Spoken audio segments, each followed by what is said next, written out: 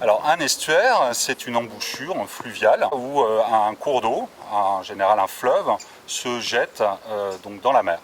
Donc cette embouchure est définie en fonction de plusieurs paramètres, dont le paramètre de la marée, donc, qui va jouer monter, descendre, voilà, et puis aussi le paramètre de la salinité qui va faire que l'estuaire sera tantôt salé, tantôt saumâtre, tantôt d'eau douce. Un delta, c'est une grande accumulation de sédiments. C'est en fait un tas de sable et de vase avec de la végétation, donc au niveau d'une embouchure fluviale, et qui déborde dans la mer. C'est-à-dire que l'arrivée de sédiments est tellement importante que le sédiment s'accumule, remplit l'embouchure, et cette embouchure avance dans la mer. Ce qui est différent un peu d'un estuaire qui est encore en voie de comblement. Les estuaires de Guyane, et plus largement des Guyanes, sont relativement peu connus. Or, ils ont un rôle extrêmement important.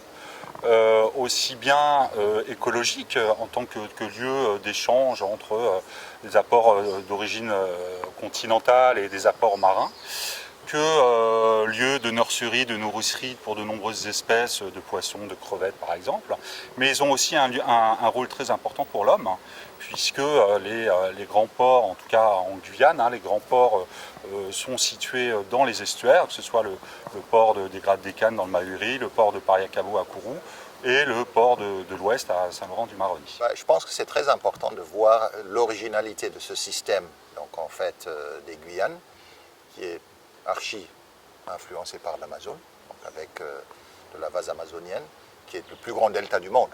Il y a énormément de vases qui transitent le long des côtes ici. Il y a une spécificité, il y a un caractère unique donc, en fait, de ce littoral.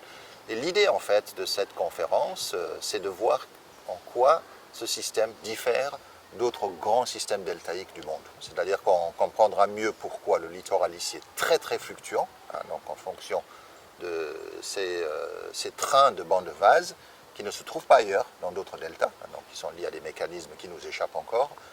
Ça explique donc cette grande différence-là, c'est-à-dire en quelque sorte c'est pourquoi sur d'autres deltas les phénomènes d'érosion ou d'accumulation sont relativement réguliers, tandis que ici c'est extrêmement violent.